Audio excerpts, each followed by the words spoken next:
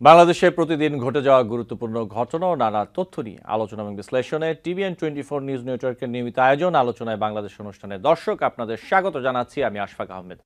আজকের অনুষ্ঠানে আমাদের সাথে অতিথি হিসেবে যুক্ত আছেন আব্দুল কাদের জিলানী, সভাপতি বাংলাদেশ শ্রমজীবী পার্টি; ফয়সাল মাহমুদ শান্ত, শিক্ষা ও গবেষণা সম্পাদক, জাতীয় নাগরিক কমিটি; এবং আমাদের সাথে আরও যুক্ত আছেন আরিফ সরকার, আন্দোলনরত প্রাথমিক বিদ্যালয়ের সুপারিশপ্রাপ্ত শিক্ষক। আপনাদের স্বাগত জানাচ্ছি আলোচনায় বাংলাদেশ অনুষ্ঠানে। আপনাদের সাথে আলোচনা শুরু করার আগে কয়েকটি তথ্য আমি একটু তুলে ধরতে চাই এবং এরপর আপনাদের সাথে আলোচনা শুরু করব। প্রথমে যে তথ্যটি আমি দর্শকদের উদ্দেশ্যে তুলে ধরতে চাই তা হচ্ছে, জুলাই গণঅভ্যুত্থানে আহত ও শহীদ পরিবারকে রাষ্ট্রীয়ভাবে আর্থিক সহায়তা প্রদান শুরু করেছে অন্তর্বর্তী সরকার। সোমবার ঢাকার তেজগাঁয়ে প্রধান উপদেষ্টার কার্যালয়ে 21টি জুলাই শহীদ পরিবার ও 7 জন আহতের মধ্যে আর্থিক চেক হস্তান্তরের মধ্য দিয়ে কার্যক্রমের আনুষ্ঠানিক উদ্বোধন করেন প্রধান উপদেষ্টা। এ সময় প্রধান উপদেষ্টা জুলাই শহীদ পরিবার ও জুলাই যোদ্ধাদের উদ্দেশ্যে বলেন, দেশে যেন কোনো সহিংসতা ও হানাহানি না হয় সেদিকে সজাগ দৃষ্টি রাখতে হবে। এবং এদিকে স্বরাষ্ট্র উপদেষ্টা লেফটেন্যান্ট জেনারেল অবসরপ্রাপ্ত মোহাম্মদ জাহাঙ্গীর আলম চৌধুরী বলেছেন, ছোট বড় সকল অপরাধী ডেভিল হান্টে ধরা পড়বে। এক্ষেত্রে আইন শৃঙ্খলা বাহিনীর কেউ জড়িত থাকলে তারাও রেহাই পাবে না। ডেভিল মুক্ত না হওয়া পর্যন্ত অপারেশন চলবে বলেও তিনি জানিয়েছেন। এবং তিনি আরো বলেছেন যে অপারেশন ডেভিল হান্টে কোনো নির্দোষ ব্যক্তিকে শাস্তি দেওয়া হবে না, সেজন্য একাধিক কমিটি রয়েছে। এরপর আরেকটি তথ্য একটু তুলে ধরি, তা হচ্ছে বাংলাদেশের রাজধানীর শাহবাগ মোড় অবরোধ করে আন্দোলনকারীদের ছত্রভঙ্গ করতে লাঠি পেটা করেছে পুলিশ। এই ছাড়া যদি দেখি যে জল কামানো সাউন্ড গ্রেনেডও ব্যবহার করা হয়েছে।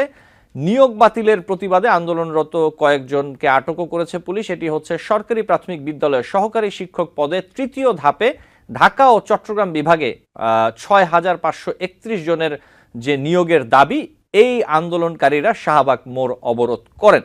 এরপর আরেকটি তথ্য একটু তুলে ধরি, তা হচ্ছে বিএনপি মহাসচিব মির্জা ফখরুল ইসলাম আলমগীর। তিনি বলেছেন যে আগামী ডিসেম্বরের মধ্যে জাতীয় নির্বাচন করার উদ্যোগ নিয়েছে প্রধান উপদেষ্টা ডক্টর মোহাম্মদ ইউনূস। সোমবার প্রধান উপদেষ্টার বাসভবন যমুনায় বৈঠক শেষে তিনি সাংবাদিকদের কথা জানিয়েছেন। তিনি বলেছেন যে প্রধান উপদেষ্টা সহ যে সেখানে যারা ছিলেন তারা অতি দ্রুত একটি নির্বাচন দেওয়ার ব্যবস্থা করছেন। প্রধান উপদেষ্টা এও বলেছেন, ডিসেম্বরের মধ্যে একটি নির্বাচন দেওয়ার জন্য তারা কাজ করছেন। আমরা আশা করব জনগণের প্রত্যাশা এবং প্রয়োজনীয় সংস্কার করে জাতীয় নির্বাচনের রোডম্যাপ ঘোষণা করা হবে। এরপর আরেকটি তথ্য একদম ছোট করে, তা হচ্ছে জাতীয় নাগরিক কমিটি ও বৈষম্য বিরোধী ছাত্র আন্দোলনের সমন্বয়ে নতুন রাজনৈতিক দল আসছে চলতি মাসেই। অন্তর্বর্তীকালীন সরকারের উপদেষ্টা নাহিদ ইসলামী হচ্ছেন নতুন এই দলের প্রধান। দলের দায়িত্ব নেয়ার আগেই সরকারের উপদেষ্টা পদ থেকে পদত্যাগ করবেন তিনি। সোমবার এমন একটি প্রতিবেদনে এ তথ্য জানিয়েছে বাংলাদেশের একটি গণমাধ্যম মানব জমিন।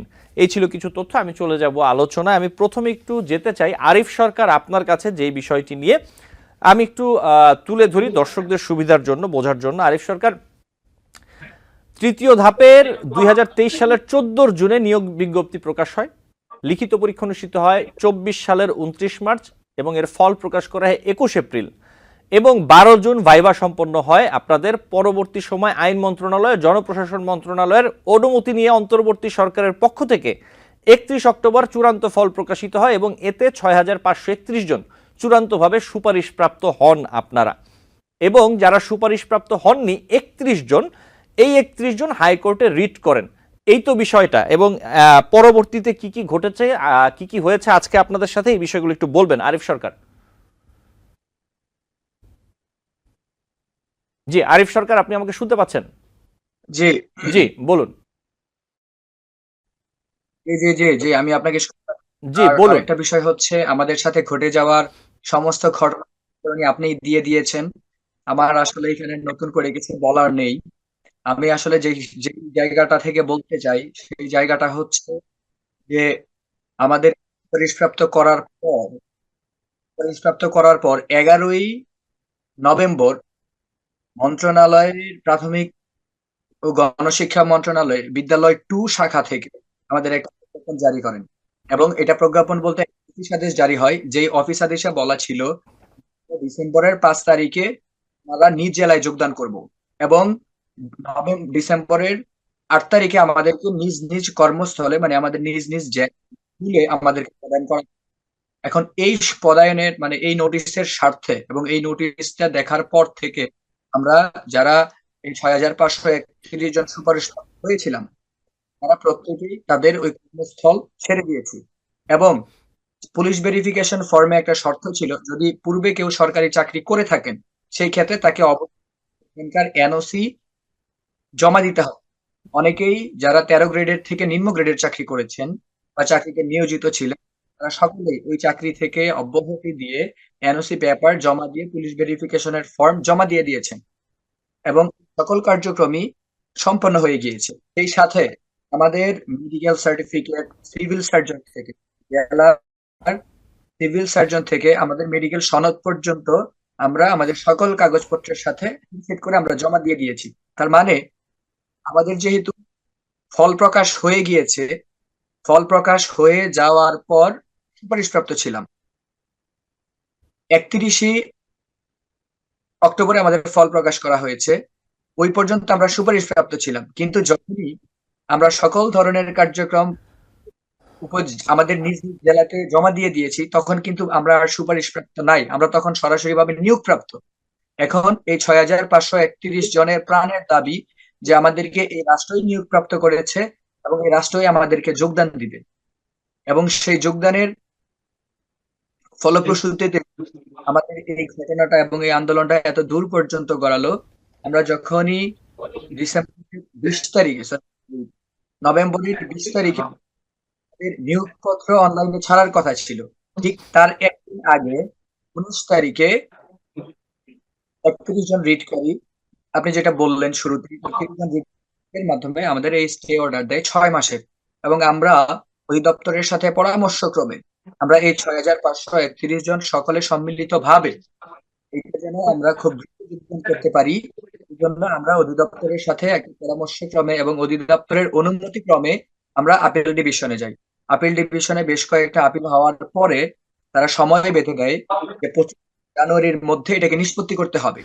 এটা আরিফ আপিল সরকার, আমি ডিভিশন। একটু জিজ্ঞেস করতে চাই আপনার কাছে, এই যে 31 জন যে হাইকোর্টে রিট করেন, আসলে উনারা কি বলতে চাচ্ছেন? এই নিয়োগ প্রক্রিয়া আসলে কি করতে হবে, অথবা তাদের দাবিটা অথবা তাদের চাওয়াটা কি, এটাও যদি একটু বলতেন আরিফ সরকার।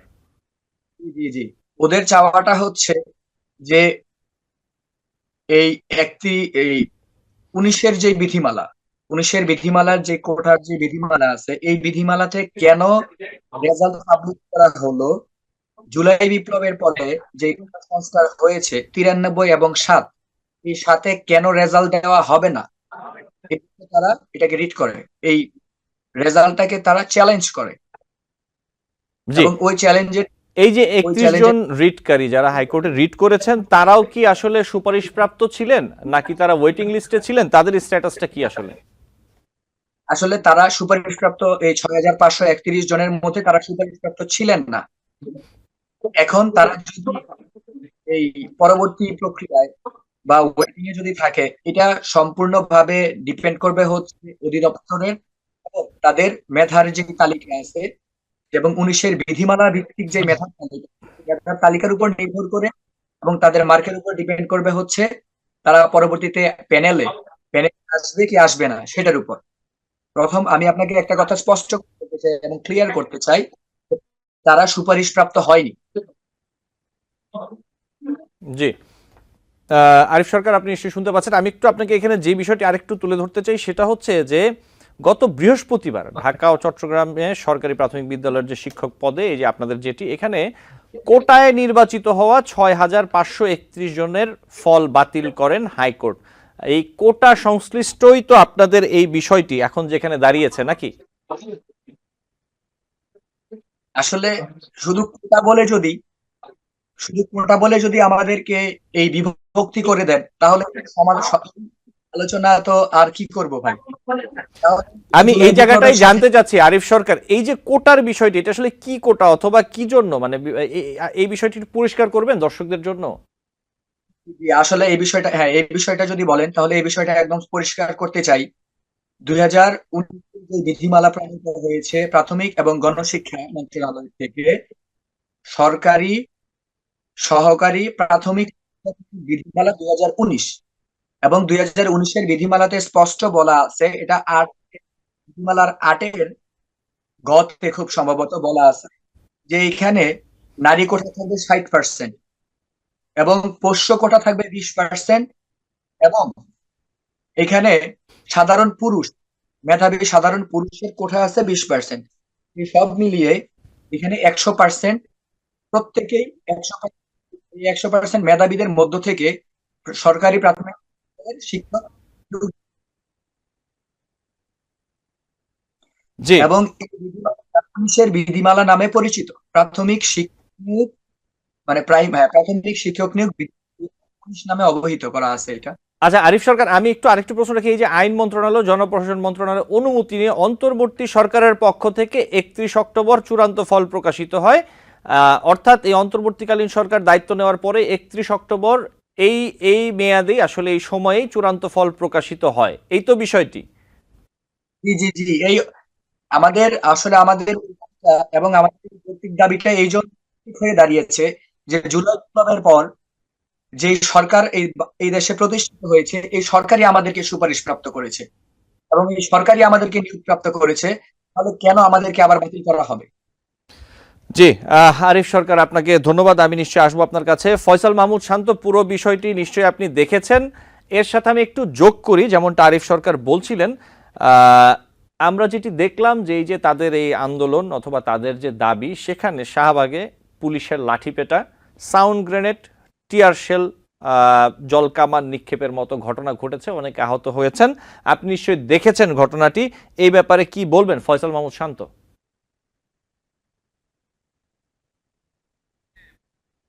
সবাইকে আমি এই প্রাথমিক যে তৃতীয় ধাপে যে প্রাথমিক সহকারী শিক্ষকদের যে বিষয়টি, সেই বিষয়টি পুরোপুরি অবগত এবং এখানে আসলে একটা আহ, বড় ধরনের জটিলতা তৈরি করেছে বর্তমান সরকার কিংবা দায়িত্বপ্রাপ্তরা। আমি বলবো প্রথম জটিলতাটা হচ্ছে যে এখানে যারা রিটকারী, যারা 31 জন আছে, তাদের যে দাবিটা, তাদের দাবির মূল যুক্তির জায়গাটা হচ্ছে এটা যে আসলে এখানে 60% নারী এবং 40% পুরুষ এবং পশুদের নিয়ে আসলে 20% যে তৈরি হয়েছে।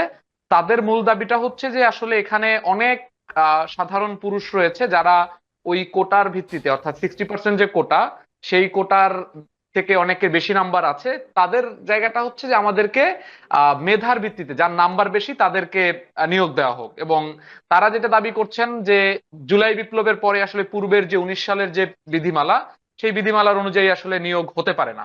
তো এই দাবির একটা যৌক্তিক একটা গ্রাউন্ড রয়েছে, কিন্তু যারা এই আন্দোলনটা করছেন, অর্থাৎ যে 6500 প্লাস যে শিক্ষকরা, যারা সুপারিশপ্রাপ্ত শিক্ষক যারা চাকরি পেয়েছেন, তাদের জায়গা থেকে কিন্তু ক্লিয়ারলি কিছু যৌক্তিক জায়গা আছে। যৌক্তিক জায়গাটা কি দেখেন, প্রথম কথা হচ্ছে এই ফলাফলটা তো আসলে জুলাইয়ের আগে প্রকাশিত হয়নি। তার মানে এখানে সরকার চাইলে এই ফলাফলটিকে প্রকাশ না করে এখানে যে এই ধরনের কমপ্লেক্সিটি তৈরি হতে পারে, সেটিকে তারা পূর্ববর্তী সময়ে তারা আসলে এটির ব্যাপারে বিবেচনা করতে পারতেন। তো সেটি তারা করেন। এখানে কি কি ধরনের সংকট তৈরি হচ্ছে? প্রথম সংকট তৈরি হচ্ছে, আপনি তো একজন মানুষকে যখন বলেন যে আমি আপনাকে সুপারিশ করলাম এবং অমুক দিন জয়েন করতে হবে, তার মানে সে কিন্তু তার পূর্ববর্তী চাকরিগুলো, সেই চাকরিগুলো সে ছেড়ে দিয়েছে। তার মানে এই যে একটি আশ্বাসের জায়গা, আপনার যদি এই কোটা সিস্টেম কি রিভাইজ করার পক্ষে, আমরা আমরা মনে করি এই 60% এবং 20% 80% যেখানে কোটা, আর 20% সাধারণ পুরুষরা থাকবে, এটি একটি অযৌক্তিক সিস্টেম। কিন্তু সেই অযৌক্তিক সিস্টেমটা আপনাকে বিবেচনা করার আগে যখন এই মানুষগুলোকে আপনি চাকরি থেকে ছাড়ালেন, এটি কিন্তু তাদের উপরে এক ধরনের অন্যায় হয়েছে। দ্বিতীয় অন্যায়টি হচ্ছে কোন জায়গায়? সেটি হচ্ছে যে তারা এই চাকরি প্রক্রিয়ায় অংশগ্রহণ করতে গিয়ে, তারা যখন মেডিকেল দিয়েছে, তারা যখন এই বিভিন্ন ধরনের অফিসগুলোতে গিয়েছে, যাতায়াত করেছে, তারা কিন্তু আর্থিকভাবে এক ধরনের ভোগান্তির শিকার হয়েছে কিংবা আর্থিকভাবে খরচের মধ্যে তারা গিয়েছে। তৃতীয় যে জায়গাটি, সেটি হচ্ছে তারা কিন্তু সামাজিকভাবে এক ধরনের পরিচয় প্রদান করেছে যে না, আমরা প্রাথমিক বিদ্যালয়ের শিক্ষক হয়েছি। তার মানে সামাজিকভাবে অনেকে মিষ্টি খাইয়েছে এবং এক ধরনের আশা আকাঙ্ক্ষা তৈরি হয়েছে। এখন যদি আপনি বলেন যে এই কোটার ভিত্তিতে এদেরকে আপনি বাদ দিয়ে দিচ্ছেন, তার মানে এই যে মানুষগুলো, তাদের এই সামাজিক জায়গাগুলো, তাদের পূর্ববর্তী চাকরির জায়গাগুলো এবং তাদের এই মেডিকেল থেকে শুরু করে নানা ধরনের যে খরচগুলো, সেই খরচগুলো আপনি সরকারের থেকে বিবেচনা করলেন না। এখন আপনি এসে আন্দোলনকারীদের যৌক্তিক জায়গা আছে, আমি মানি, কিন্তু সেই আন্দোলনকারীরা যখন অনুভব করলো আপনারা তো এই প্রতিষ্ঠান থেকে, অধিদপ্তর থেকে এবং শিক্ষা মন্ত্রণালয় থেকে দীর্ঘদিন এই কাজগুলো করছেন এবং জুলাই বিপ্লবের পরে একটা পথ পরিবর্তন হয়েছে, আপনাকে কিন্তু এই বিষয়গুলো বিবেচনা করা দরকার ছিল অ্যাজ এ গভর্নমেন্ট। সেটি গভর্নমেন্ট করতে ফেইলার হয়েছে। দ্বিতীয় জায়গা হচ্ছে তারা যখন আন্দোলন করছে, এখানে দুইটা পক্ষ রয়েছে। দুইটা পক্ষের সংখ্যাটা কিন্তু অনেক। একটা হচ্ছে 6000 এখানে শিক্ষক চাকরি পেয়েছে। আমি এই জায়গাটাতেই আসতে চাচ্ছিলাম ফয়সাল মাহমুদ শান্ত, আমি একটু যোগ করি।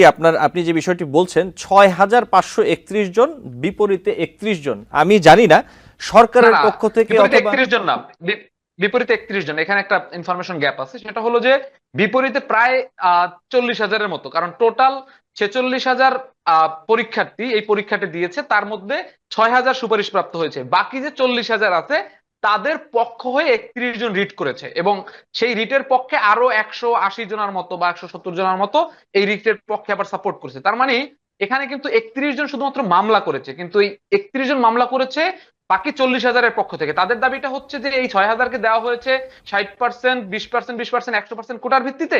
আমাদের যাদের নাম্বার বেশি তাদেরকে আপনারা মেধার ভিত্তিতে নিয়োগটা দেন। তার মানে এখানে কিন্তু দুইটা গ্রুপের সংখ্যা অনেক, 6,000 এবং প্রায় 30-40,000 পরীক্ষার্থী এখানে রয়েছে। এই দুইটা গ্রুপের মধ্য থেকে বিশেষ করে যারা চাকরি পেয়ে গিয়েছে, 40,000-এর মধ্যে তো সবাই চাকরি পাবে না মেধার ভিত্তিতে হলেও, এই জন্য ওখান থেকে হয়তো মাত্রাটা কম, হয়তো ওখান থেকে 5-6,000 আন্দোলন করতেছে। আর এই 6,000 তো পুরোপুরি তারা আসলে আন্দোলনের সাথে ইনভলভ, এবং তারা দীর্ঘদিন যাবতে শাহবাগে আছে, প্রেস ক্লাবের সামনে গিয়েছে, প্রধান উপদেষ্টার সাথে দেখা করতে চেয়েছে। তো আমার কথা হচ্ছে গভর্নমেন্টের উচিত ছিল তাদের সাথে একটা আলোচনার ভিত্তিতে কিভাবে, এটা কিন্তু আমি বলছি যে এই পরীক্ষার্থীরা যারা চাকরি পরীক্ষা দিয়েছে তারা কিন্তু কেউ প্রজ্ঞাপন তৈরি করেনি, তারা কিন্তু এই ধরনের কেউ সুপারিশ করেনি, তারা কিন্তু চাকরি জয়েন করার কথা বলেনি। তার মানে এই পরীক্ষার্থীদের কিন্তু কোনো ধরনেরই দায় নাই যদি সিস্টেমে কোনো ধরনের কোনো ত্রুটি থাকে। একটা প্রজ্ঞাপন হয়েছে, সেই প্রজ্ঞাপনের এক্সপেকটেশন রেখে সবাই পরীক্ষা দিয়েছে, আপনি তাদের ভিত্তিতে তাদেরকে সুপারিশ করেছেন। তার মানে পুরো দায়টা কিন্তু গভর্নমেন্টের, যে এই একটা কেওয়াস তৈরি করার দায়। সেক্ষেত্রে তারা যখন সেটার প্রেক্ষিতে নিশ্চয়ই তারা দাবি করবে, সেটার প্রেক্ষিতে নিশ্চয়ই তারা মাঠে আসবেন, আন্দোলন করবেন। সেই আন্দোলন দমানোর প্রক্রিয়াটা যদি আবারও পূর্ববর্তী একটা ফ্যাসিবাদী রিজিমের মতো করে হয়, আমি ব্যক্তিগতভাবে জানি যে 2জন প্রেগনেন্ট নারী ওখানে হচ্ছে এই আন্দোলনে করতে গিয়ে আহত হয়েছেন, একাধিক নারী আমার কাছে পার্সোনালি, এদের এই ভাইদের হচ্ছে প্রায় 5-7টা গ্রুপ আমার কাছে এসেছেন, তারা তাদের দুঃখ দুর্দশার কথা বলেছেন। আমি বলছি না যে এই 6,000-কে আপনি চাকরি দিয়ে দেন, কিন্তু আপনি এই গভর্নমেন্ট হিসাবে এই দুইটা পক্ষের মধ্যে যে কনফ্লিক্ট তৈরি হয়েছে, কিংবা এই আদালতের প্রক্রিয়ার মধ্যে একটা বিষয় চলে গিয়েছে, তাদেরকে যে আপনি আশা দিয়ে তাদের চাকরিগুলো ছাড়িয়ে যে রাস্তায় নিয়ে আসলেন, সেই নিয়ে আসার প্রেক্ষিতে আপনি তাদের সাথে বসে একটা আলোচনার মধ্য দিয়ে, এখানে শিক্ষা উপদেষ্টা রয়েছেন, যিনি প্রাথমিক ও গণশিক্ষা, এখানে সচিব রয়েছেন, তারপরে হচ্ছে সংশ্লিষ্ট মন্ত্রণালয়গুলো রয়েছেন, প্রত্যেকটা জায়গা থেকে কিন্তু আপনার এই এদের সাথে কনসাল্ট করে একটা সমাধান করতে হবে। কিন্তু আপনি যদি এদেরকে কতজনকে, 6,000 মানুষের মধ্যে আপনি কতজনকে মেরে রাস্তা থেকে উঠিয়ে দিবেন, কিংবা একজনকেও আপনি কেন মারবেন? তাই আমি মনে করি যে এই পুরো প্রক্রিয়ার দায়টা আসলে যেই প্রজ্ঞাপনটা যেভাবে দেওয়া হয়েছে সেটার ক্ষেত্রে আগে ভালোভাবে অ্যাসেসমেন্ট করা প্রয়োজন ছিল, যেটা সরকার করে নাই। আমরা এটাকে সরকারের চরম দুর্বলতা মনে করি। দ্বিতীয়ত হচ্ছে এই দেওয়ার পরে যে ধরনের মেস তৈরি হয়েছে, সেই মেসটা আসলে সমাধান করার জন্য সরকারের পক্ষ থেকে আসলে যথাযথ কোনো উদ্যোগ আমরা এখন পর্যন্ত দেখছি না। আমরা বলছি যে আসলে এটা একটা খুবই খারাপ সিস্টেম। আমি মনে করি যে সরকার যদি এসে পুরো ভাইবাটাই বাতিল করে দিত, এরকম হতে পারে যে এই নিয়োগের মধ্যে এইখানে অনেক আওয়ামী লীগের লোকজন হয়তো টাকা দিয়ে ভাইবা নাম্বার বেশি পেতে পারে। তো আপনি যদি সেটা করেন তাহলে আপনি একটা পুরো প্রসেসের মধ্যে যান, কিন্তু সেটা না করে তাদেরকে আপনি চাকরি কেন ছাড়ালেন? অনেকে হয়তো একটা ভালো জব করতো, সে হয়তো চায় তার বাড়ির সামনের প্রাইমারি স্কুলে জব করতে, এই জন্য হয়তো প্রাইমারি স্কুলের থেকেও, হয়তো বলছেন 13 গ্রেডের নিচে যারা জব করতে, আমি মনে করি 13 গ্রেডের উপরের জব কেউ চাকরি ছেড়ে আসতে পারে, কারণ সে প্রাইমারি হয়তো তার একটা স্বপ্ন থাকতে পারে, সে পড়ানোটাকে ভালোবাসতে পারে। এই প্রক্রিয়ার মধ্যে দিয়ে এটা কতদিন ঝুলিয়ে রাখবে? এবং আদালতের একটা রায় দেওয়ার ক্ষেত্রে আমার মনে হয় যে আরো অ্যাসেসমেন্ট দরকার ছিল, এবং সরকারের পদক্ষেপের জায়গা থেকে আমরা মনে হয়েছে যে আসলে এই সংশ্লিষ্ট স্টেক হোল্ডারদের যথাযথভাবে অ্যানালাইসিস করার ক্ষেত্রে সরকার প্রজ্ঞার পরিচয় দেয়নি। জি, ফয়সাল মোহাম্মদ শান্ত, আপনাকে ধন্যবাদ। আমাকে একটি বিরতি নিতে হবে, বিরতি থেকে ফিরে আপনাদের সাথে আলোচনা চালিয়ে যাব। দর্শক, আলোচনায় বাংলাদেশ অনুষ্ঠানে নিচ্ছি ছোট্ট একটি বিরতি, সাথে থাকবেন। TBN 24 টেলিভিশন দেখতে আজই কল করুন 7187776556। লগ ইন করুন www.totalcablebd.com। দর্শক, আলোচনায় বাংলাদেশ অনুষ্ঠানে আপনাদের আবারও স্বাগত জানাচ্ছি। আমাদের সাথে যুক্ত হয়েছেন আব্দুল কাদের জিলানী। আমি বিরতির পর একটু আব্দুল কাদের জিলানী আপনার কাছেই আসি, যেই বিষয়টি নিয়ে অপারেশন ডেভিল হান্ট চলছে আপনি নিশ্চয়ই জানেন, এবং এই ডেভিল হান্টের জালে চুনোপুটি থেকে রাঘব বোয়াল সবাই ধরা পড়বে বলে মন্তব্য করেছেন স্বরাষ্ট্র উপদেষ্টা। এবং যদি আমরা দেখি যে এই যে দেশ জুড়ে যে অপারেশন ডেভিল হান্ট চলছে, এতে ঢালাওভাবে বিরোধী মত দমন চলছে বলে অভিযোগ করেছেন জাতীয় পার্টির চেয়ারম্যান জিএম কাদের। সোমবার তিনি গণমাধ্যমে বিবৃতি পাঠিয়েছেন, সেখানে বলেছেন যে ঢালাওভাবে বিরোধী মত দমন চলছে বলে প্রতীয়মান হচ্ছে, একই সাথে গায়েবী মামলা দেয়া হচ্ছে। এই বিষয়ে আপনি কি বলবেন আব্দুল কাদের জিলানী? আসসালামু আলাইকুম সম্মানিত দর্শক এবং আমার অভিভাবক এবং আমার সম্মানিত অতিথি।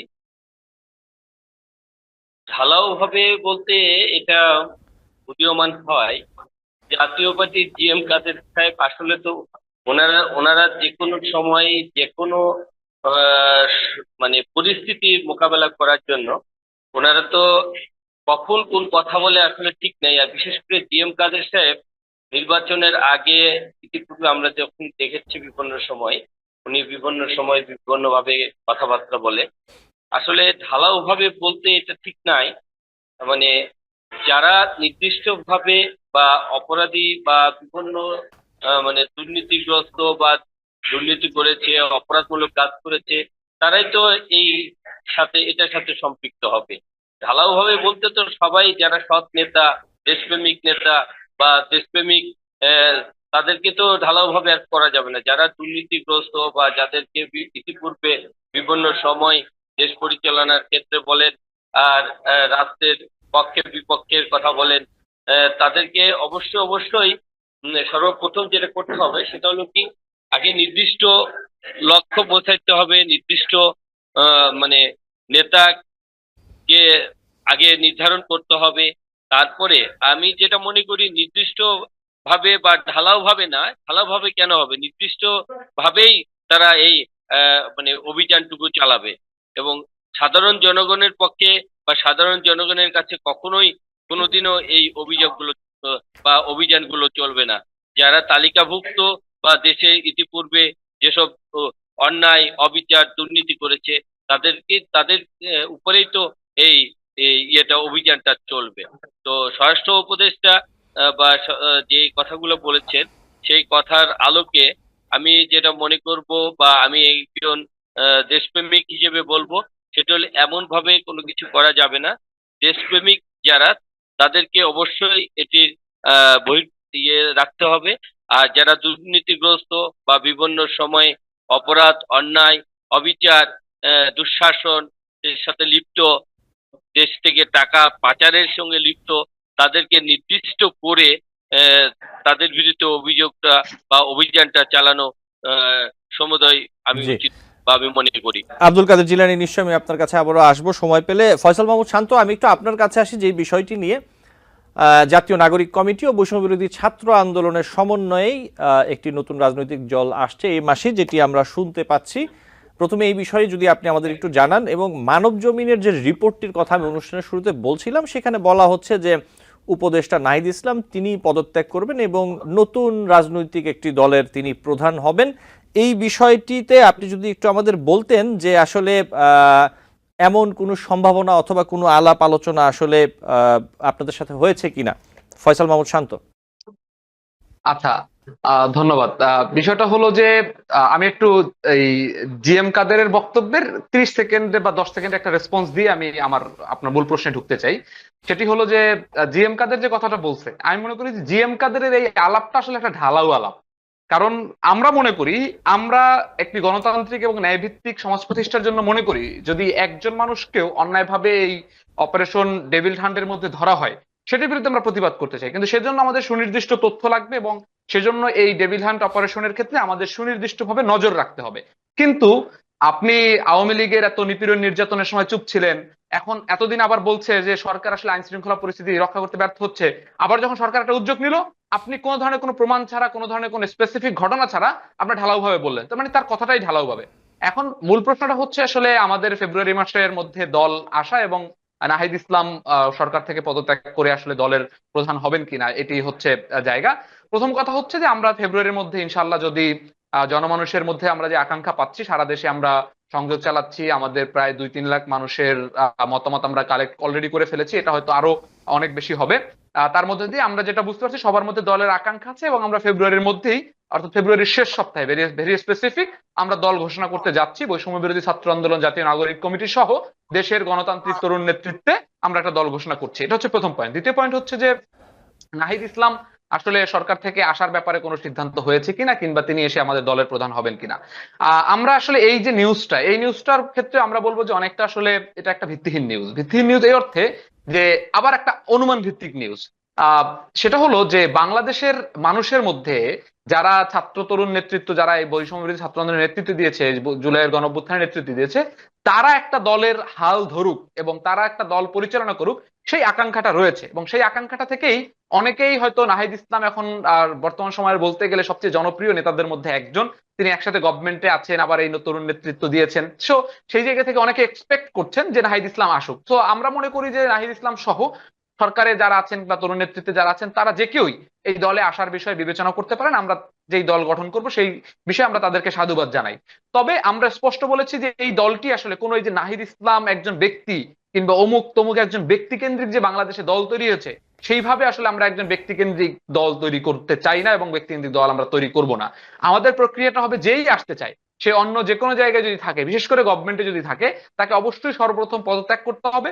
পদত্যাগ করে আমাদের সাথে দলে আসার ব্যাপারে তিনি যে আগ্রহ প্রকাশ করবেন, সেই দলের যে একটা ফরমেশন কমিটি কিংবা ফরমেশন বডি হবে, সেই বডির একটা সর্বসম্মতি কিংবা অধিকাংশ সম্মতির ভিত্তিতে তখন সিদ্ধান্ত হবে যে আসলে নাহিদ ইসলাম আসবেন কি আসবেন না। নাহিদ ইসলামের বিষয়ে অনেকেই প্রত্যাশা করেন এবং মিডিয়াও সেই প্রত্যাশাকে আকাঙ্ক্ষা করে, এবং অনেক গুঞ্জন শোনা যাচ্ছে নাহিদ ইসলামকে অনেকে প্রপোজ করছেন। নাহিদ ইসলামও জনগণের আকাঙ্ক্ষাকে বিবেচনা করতে পারেন বলে, যেহেতু নাহিদ ইসলাম জনগণের মানুষ, সেই জায়গা থেকে হয়তো এরকম তার একটা অনুমান করছেন। কিন্তু এখন পর্যন্ত এরকম কোন চূড়ান্ত সিদ্ধান্ত আমাদের সাথে হয়নি যে নাহিদ ইসলাম আসবেন এবং আমরা তাকে দলের প্রধান বানিয়ে দিব। আমরা বলছি নাহিদ ইসলাম কেন, আসিফ মাহমুদ আসতে পারেন, এবং জি। আসলে অবশ্যই দলের যে আমাদের গাঠনিক প্রক্রিয়া, সেই প্রক্রিয়ায় মেনে তিনি একজন সদস্যও হতে পারেন, আবার তিনি দলের প্রধানও হতে পারেন। তো এখন পর্যন্ত আমাদের চূড়ান্ত কোনো সিদ্ধান্ত হয়নি। যদি হয় তাহলে এটি আমরা এরকম আপনাদের সাথে মিডিয়া এবং প্রেস কনফারেন্স করি আমরা জানাবো যে কে কে আমাদের সাথে আসছেন এবং কে কে থাকছেন। জি, ঠিক আপনি যে কথাটি বলছিলেন ফয়সাল মাহমুদ শান্ত, এই জায়গাতে এই যে হাসনাত আব্দুল্লাহ আছেন, আসিফ মাহমুদ, সজীব ভুঁইয়া আছেন, ইভেন মাহফুজ আলম তিনিও আছেন, তারাও কি আসলে অদূর ভবিষ্যতে, এখন না হোক অদূর ভবিষ্যতে আপনাদের সাথে রাজনৈতিক দলে অথবা অন্য কোনো রাজনৈতিক দলের সাথে যুক্ত হবেন, এমন কোনো বিষয় অথবা দৃশ্য আপনারা দেখতে পাচ্ছেন কিনা, মানে এখন থেকে ধারণা করছেন কিনা? গুড। হাসনাত আব্দুল্লাহ তো অলরেডি বৈষম্য বিরোধীর আহ্বায়ক হিসেবে দায়িত্ব পালন করছেন। সো এই দল গঠন প্রক্রিয়ায় তার একটা অংশগ্রহণ থাকবে, যেমন নাগরিক কমিটি এবং বৈষম্য যেহেতু থাকবে, তো তার একটা অংশগ্রহণ থাকবে এবং সে চাইলে এবারই আসলে দল গঠনে আসতে পারেন বৈষম্য থেকে পদত্যাগ করে। আর একটা বিষয় হচ্ছে যে আহ সজীব ভুঁইয়া এবং হচ্ছে মাহফুজ আলম যারা আছেন, আমরা মনে করি কি যে কেউ সরকারের অন্য কোনো উপদেষ্টা যাদের জনগণের কাছে একসেপ্টেন্সি আছে, তারাও যদি যে কোনো সময় যদি রাজনীতিতে আসতে চায়, কারণ আমরা চাই যে আসলে এই গণঅভ্যুত্থানের মধ্য দিয়ে যারা জনমানুষের কাছাকাছি গিয়েছে, যাদের মুখ দিয়ে জনমানুষের ভাষাটাকে ন্যারেট করা হয়েছে, সেই মানুষগুলো যদি জনগণের দায়িত্ব নেয় এবং ভবিষ্যতের রাজনীতিতে দাঁড়ায়, তাহলে কিন্তু আমাদের রাজনীতিটা আরো বেশি ইনক্লুসিভ হয়। আমরা দেখেছি একটা সময় ভালো মানুষরা, তরুণরা দেশ পাড়ি দেওয়ার চেষ্টা করতো, রাজনীতি আসতে চাইতো না, কিন্তু এখন আমরা দেখছি দেশ থেকে বিদেশ থেকে দেশে আসছেন। তো সেই জায়গা থেকে আমরা অবশ্যই এই রাস্তাটা খোলা থাকবে যে কেউ আসবেন, কিন্তু আমরা মনে করি এখানে পাওয়ার কনফ্লিক্ট তৈরি করা যাবে না, যে আসলে একসাথে গভর্নমেন্টে আপনি আছেন, সেই গভর্নমেন্টের শক্তি নিয়ে আপনি আবার দলে আসছেন এবং দলে একটা জায়গা করে নেবেন, সেটা করা যাবে না। আপনাকে ওইটা একটা পুরোপুরি ছেড়েই আমাদের সাথে আসতে হবে এবং জনমানুষের কাতারে দাঁড়িয়ে রাজনীতি করতে হবে। জনমানুষ যদি আপনাকে পরবর্তী সময়ে নির্বাচিত করে, নির্ধারিত করে, আপনি সেই জি, আকাঙ্ক্ষাটাকে নিয়ে আপনি আবার ওখানে যেতে পারবেন। জি, ফয়সাল মাহমুদ শান্ত, আপনাকে ধন্যবাদ। আব্দুল কাদের জিলানী, আপনার কাছে আসি। বিএনপি মহাসচিব মির্জা ফখরুল ইসলাম আলমগীর সহ বিএনপির একটি প্রতিনিধি দল আজ প্রধান উপদেষ্টার সাথে বৈঠক করেছেন এবং সেখান থেকে বেরিয়ে বিএনপি মহাসচিব জানিয়েছেন যে আগামী ডিসেম্বরের মধ্যে জাতীয় নির্বাচন করার একটি উদ্যোগ নিয়েছে অন্তর্বর্তী সরকার অথবা প্রধান উপদেষ্টা, তাদের এরকম জানিয়েছেন। আপনি কি মনে করেন যে এই ডিসেম্বরের মধ্যে একটি নির্বাচন আসে, আসলে বর্তমানে বাংলাদেশের যে বাস্তবতা, যে সার্বিক পরিস্থিতি, সবকিছু মিলিয়ে ডিসেম্বরের মধ্যে একটি সুষ্ঠু অবাধ নির্বাচন আসলে আয়োজন করা সম্ভব?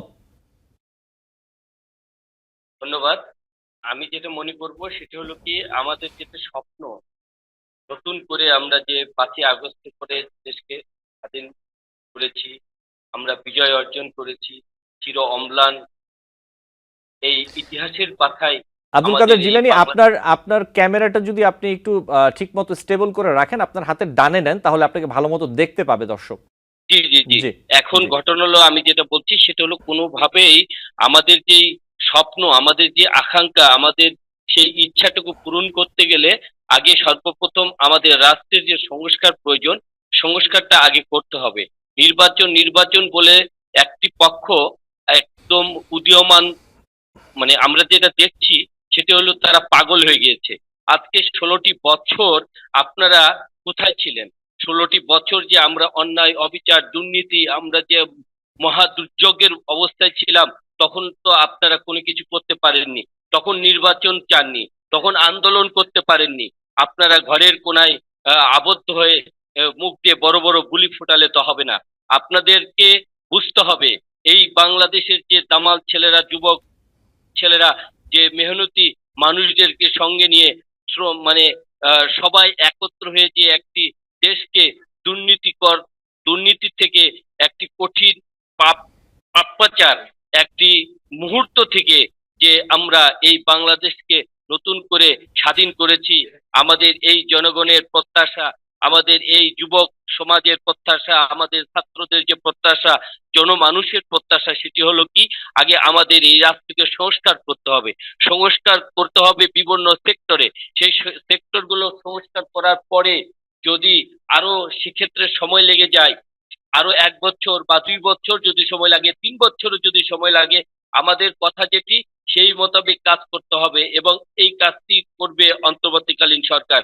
আমাদের সংস্কার ছাড়া আমাদের নির্বাচনের কথা ভাবাটা সমুচিত হবে না। কারণ আমরা যে জনগণের কাছে, আমাদের ছাত্রদের কাছে, আমাদের শহীদের রক্তের কাছে আমরা তাহলে বেইমানি হয়ে যাবে। জি শহীদের রক্ত, এই যে নতুন করে যে আমরা স্বপ্ন দেখেছি সোনার বাংলা গঠন করার, আমাদের আগে এই রাষ্ট্রকে দুর্নীতিমুক্ত করার, আমাদের এই সংস্কার করার, আমাদের নির্বাচন প্রক্রিয়াকে নতুন ভাবে সেজে গোছানো, প্রশাসনিক ভাবে সেজে গোছানো, সবকিছু কমপ্লিটের পরে আমরা চিন্তা ভাবনা করব নির্বাচন কবে কখন দেওয়া যায়। এটি আমি বর্তমান অন্তর্বর্তীকালীন সরকারের কাছে বলবো।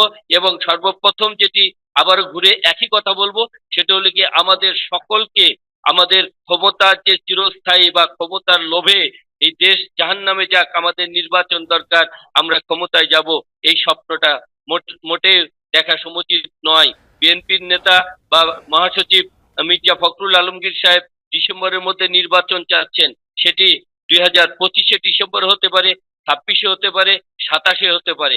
আগে সংস্কার বাস্তবায়ন হবে, তবে এই বাংলার মাটিতে নির্বাচন হবে। এটি হলো আমাদের সাধারণ জনগণের কথা, আমার কথা এবং 18 কোটি মানুষের মনের কথা। জি সংস্কার ছাড়া এদেশে কখনো আব্দুল কাদের জিলানী, নির্বাচন আপনাকে হবে ধন্যবাদ। না। জি, আমি নিশ্চয়ই সময় পেলে আবারও আপনার কাছে আসব। আমি একটু আরিফ সরকার আপনার কাছে আসি। যে বিষয়টি আমার মনে হলো যে আমরা যেটি দেখলাম যে বৈষম্যবিরোধী ছাত্র আন্দোলনের সিরাজগঞ্জ জেলা কমিটি বাতিলের দাবিতে একাংশে শিক্ষার্থীর বিক্ষোভের কারণে বঙ্গবন্ধু সেতুতে যানবাহন চলাচল বন্ধ হয়ে যায়, এটিও আসলে আজকেরই ঘটনা। আমি এটি কেন উল্লেখ করলাম, আমি ফয়সাল মাহমুদ শান্ত একই বিষয় নিয়ে আপনার কাছে আসবো। আরিফ সরকার, আপনাদের যে আন্দোলন ছিল শিক্ষকদের, সেখানে কি কোনো মন্ত্রণালয়ের পক্ষ থেকে অথবা কোনো সমন্বয়ক, বৈষম্যবিরোধী ছাত্র আন্দোলনের কেউ অথবা কেউ কি এসেছিলেন সেখানে আপনাদের আন্দোলনে আপনাদের সাথে কথা বলতে অথবা শাহবাগে? আমরা আমাদের যে আন্দোলন, এই আন্দোলন বলতে গেলে আমরা 6ই ফেব্রুয়ারি থেকেই আমাদের এই আন্দোলন। হাইকোর্ট যখন আমাদের বিরুদ্ধে এই রায়টা দিয়ে দিল, যেখানে সরকার আমাদেরকে এই নিয়োগপ্রাপ্ত করেছে এবং হাইকোর্ট আমাদের বিরুদ্ধে, ওই সময় থেকেই আসলে আমরা একটা বিক্ষিপ্ত আন্দোলনের কর্মসূচি নিয়েছিলাম। ওইখান থেকে আমরা সরাসরি চলে আসি সচিবালয়ের সামনে। আমরা সচিবালয়ের সামনে কিছুক্ষণ অবস্থান নিয়েছিলাম এবং সচিবালয়ের সামনে কিছুক্ষণ অবস্থান নেওয়ার পর এখানকার পুলিশ এবং রমনা থানার ডিসি, এখানকার ওসি থেকে শুরু করে যত পুলিশ কর্মকর্তা আছে এবং পুলিশের যে ফোর্স, তারা আমাদেরকে এক বল প্রয়োগ করেনি, শুধু বল প্রয়োগটা বাকি ছিল। তারা আমাদের সাথে সমঝোতা এবং আলোচনা এবং এই জলকামানের ভয় দেখিয়ে আমাদেরকে ওইখান থেকে উচ্ছেদ করে দিয়েছে এবং তারা নিজে আমাদের সামনে থেকে আমাদেরকে পথ দেখিয়ে আমাদেরকে প্রেস ক্লাবের সামনে এনে দাঁড় করিয়ে দিয়েছে। যে তারা বললো যে আপনাদের যত দাবি আছে, আপনাদের এই আন্দোলন যৌক্তিক আন্দোলন, আপনারা এইখানে দাঁড়িয়ে করেন। এবং ওই সময় থেকেই আমাদের লাগাতার কর্মসূচি, যে যতক্ষণ পর্যন্ত আমরা যোগদান আরিফ না সরকার, পাচ্ছি আমি যেটি ততক্ষণ জানতে পর্যন্ত চাচ্ছি, আমরা আরিফ রাজপথ সরকার, ছাড়বো না। জি আমি আপনাকে এবং যেটি জিজ্ঞেস করছি, আরিফ সরকার নিশ্চয় শুনতে পাচ্ছেন, আমি আপনাকে যেটি জিজ্ঞেস করছি, আমি বলতে চাচ্ছি যে আমরা দেখি বিভিন্ন সময় যে কোনো দাবি নিয়ে আন্দোলন হলে বৈষম্য বিরোধী ছাত্র আন্দোলনের পক্ষ থেকে হাসনাত আব্দুল্লাহ অথবা কোথাও সার্জিস আলম অথবা সরকারের পক্ষ থেকে কোনো উপদেষ্টা কেউ না কেউ যান, হ্যাঁ, অথবা সচিব, যেই হোক। আপনাদের এই আন্দোলন যে চলছে গত কয়েকদিন ধরে, এই আন্দোলনে কি এমন কেউ এসেছেন, আপনাদের সাথে কথা বলেছেন মাঠে এসে? না, এখনো পর্যন্ত এমন কেউ আমাদের সাথে আসেওনি, কথাও বলেনি। এবং আমি যতদূর জানি এই ফয়সাল আহমেদ শান্ত ভাই উনি হয়তোবা এই ব্যাপারে অবগত আছেন। আমাদের একটা টিম ওনার সাথে কথাও বলেছিলেন যে এই ব্যাপারে কি করা যায়। উনিও আমাদেরকে বলেছেন যে উনি এই ব্যাপারটা ওনাদের এই সমন্বয়ক, বাকি যারা সমন্বয়ক আছে তাদের সাথে পরামর্শ করে কথা বলে আমাদের যে উনি আমাদের ব্যাপারে কি করতে পারেন। জি, ফয়সাল মাহমুদ শান্ত, আপনি এই ব্যাপারে কি বলবেন? আমি কেন প্রসঙ্গটি তুললাম আপনি নিশ্চয়ই বুঝতে পেরেছেন। ফয়সাল মাহমুদ শান্ত এবং সাথে আর একটি ঘটনা একটু যোগ করি, যেমনটি বলছিলাম যে বৈষম্য বিরোধী ছাত্র আন্দোলনের সিরাজগঞ্জ জেলা কমিটি বাতিলের দাবিতে একাংশের শিক্ষার্থীদের বিক্ষোভের কারণে বঙ্গবন্ধু সেতুতে যানবাহন চলাচল বন্ধ হয়ে যায়। এই যে প্র্যাকটিস, রাস্তায় বসে পড়লাম, যানবাহন চলাচল বন্ধ হয়ে গেল, এটি যদি বৈষম্য বিরোধী ছাত্র আন্দোলনের একটি অংশ করে, এই বিষয়টি আপনি কি বলবেন? এই প্র্যাকটিসটি থেকে কি আসলে বের হওয়ার কোনো সুযোগ নেই? ফয়সাল মাহমুদ শান্ত। ধন্যবাদ। বিষয়টা হচ্ছে যে আপনি যে ঘটনাটি বললেন, এটি আসলে অবশ্যই একটি নেতিবাচক একটি ঘটনা। আমরা দেখেছি বিগত দিনের বিভিন্ন দলগুলোর বিভিন্ন অঙ্গ সংগঠন কিংবা সহযোগী সংগঠনের কমিটি দেয়াকে কেন্দ্র করে নানা ধরনের বিশৃঙ্খলা তৈরি হয়, যেটি রাষ্ট্রের এক ধরনের সংকট তৈরি করে। তো আমি মনে করি যে এটি নিঃসন্দেহে খুবই একটি বাজে কাজ হয়েছে। কারণ যেমন আজকে যে এই আরিফ সরকার ভাইরা যে আন্দোলনটি করছেন, সেই আন্দোলনটি কিন্তু কোনো দলীয় আন্দোলন না বা কোনো দল বা পার্টি কেন্দ্রিক আন্দোলন না। তারা রাষ্ট্রের কাছে ইয়া দিবেন, তাদের দাবি দেওয়া জানাবেন, সেটা একটি বিষয়। কিন্তু দলীয় যেই জায়গাগুলো কিংবা হচ্ছে কোনো একটা সংগঠনের যেই জায়গাগুলো, সেই জায়গাগুলো কেন্দ্রিক আপনি আসলে সেই সংগঠনের কাছে আপনি আসতে পারেন, সেই সংগঠনের মানুষকে আপনি বাধ্য করতে পারেন, কিংবা সেই সংগঠনের একটি কার্যালয়ে আপনি হচ্ছে অবস্থান করতে পারেন বা তাদের সামনে আপনি অবস্থান করতে পারেন। কিন্তু একটি রাষ্ট্রের সেতুকে আপনি আটকে দেয়া কিংবা হচ্ছে রাষ্ট্রের একটি মানুষের জন্য দুর্ভোগ তৈরি করা, আমরা এটিকে ভালো প্র্যাকটিস মনে করি না। আমরা মনে করি যে এই প্র্যাকটিসের যেই জায়গা, সেখান থেকে মানুষ বেরিয়ে আসতে চাচ্ছে। মানুষের আকাঙ্ক্ষা আসলে এখন প্রবলেম সলভিং পলিটিক্স, সেখানে মানুষ আসলে এই ধরনের যানজট তৈরি করতে চায় না। দ্বিতীয় জায়গাটি হচ্ছে যে আমি পূর্ববর্তী যে আসলে মির্জা ফখরুল সাহেবের জায়গা থেকে যে নির্বাচন ডিসেম্বরের মধ্যে হওয়া উচিত কিনা, সেখানে একটা রেসপন্স করতে চাই, যদি আপনি একটু অনুমতি জি দেন। জি সেটি হলো যে দেখেন, নির্বাচন ডিসেম্বরের মধ্যে হতে পারে, আমরা আসলে নির্বাচনের বিরোধী না। কারণ নির্বাচন হচ্ছে জনগণের ম্যান্ডেটটাকে প্রকাশ করার প্রাইমারি মিডিয়াম, যে আসলে এটা আপনাকে লাগবেই জনগণের ম্যান্ডেট করার জন্য। কিন্তু বাংলাদেশের বর্তমান বাস্তবতায় আমি একেবারেই এই জিলানি ভাইয়ের সাথে কমপ্লিটলি একমত। তিনি যেটা বলেছেন সেটা হচ্ছে বাংলাদেশের বর্তমান সাধারণ মানুষের, যিনি কোনো দল পার্টির বাইরে গিয়ে কাজ করছেন, তার আকাঙ্ক্ষাটা হচ্ছে জিলানি ভাই যেটা বলেছেন, আমি তার সাথে কমপ্লিটলি একমত। এখন আমি যদি এটি বাইরে পার্টি পলিটিক্স এর ক্ষেত্রে চিন্তা করি, যে ক্ষমতায় যাওয়ার জন্য তো পার্টি পলিটিক্স করে, তো তাদের ক্ষেত্রে নির্বাচন দরকার। নির্বাচন করার ক্ষেত্রে বাংলাদেশের বর্তমানে কয়েকটা জিনিস গুরুত্বপূর্ণ। প্রথম জিনিসটা হচ্ছে বাংলাদেশের পুলিশ এবং স্থানীয় সরকার এই পরিমাণে কি শক্তিশালী যে আপনি যদি এখন কুড়িগ্রামে একটা সেন্টারে ভোট হয়, সেই ভোট ওখানের স্থানীয় মাস্তানদের হাত থেকে আপনি এনে সঠিকভাবে ঘোষণা করতে পারবেন? আপনার পুলিশকে এই পরিমাণে ফাংশনাল? আমি মনে করি যে না। বর্তমান রাষ্ট্রের যে আইন শৃঙ্খলা বাহিনীর যে পরিস্থিতি কিংবা গত 15 বছরে যেইভাবে এটা ধ্বংস হয়েছে, সেই প্রেক্ষাপটে এখন পর্যন্ত কিন্তু নির্বাচনে মানুষ, আপনি ভোট দিলেন, কোনো পার্টির আন্ডারে হলো না, ফেয়ার হলো, কিন্তু স্থানীয় মানুষ আপনাকে যে এলাকায় যার ক্ষমতা আছে সে ভোট কাউন্ট করতে দিল না, সেন্টার দখল করলো, তখন আপনি কি করবেন?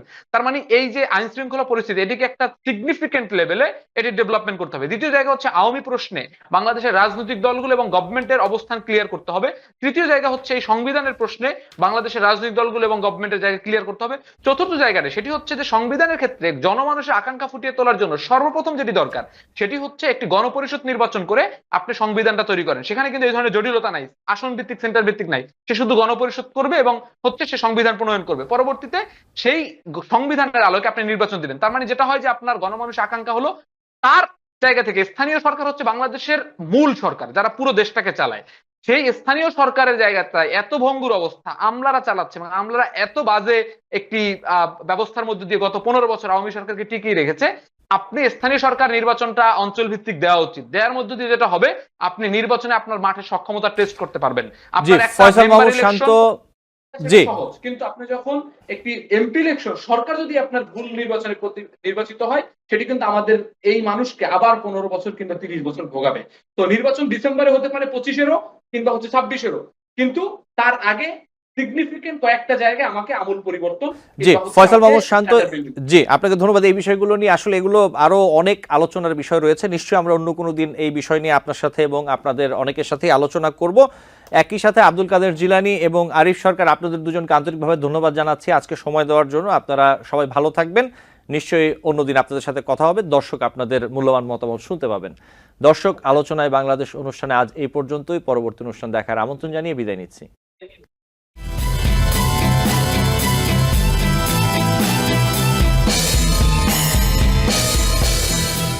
টিভিএন 24 টেলিভিশন দেখতে আজই কল করুন 7187776556। লগ ইন করুন www.totalcablebd.com। নিউ ইয়র্ক থেকে সম্প্রচারিত টিভিএন 24 টেলিভিশন বিশ্বজুড়ে বাঙালির কণ্ঠস্বর।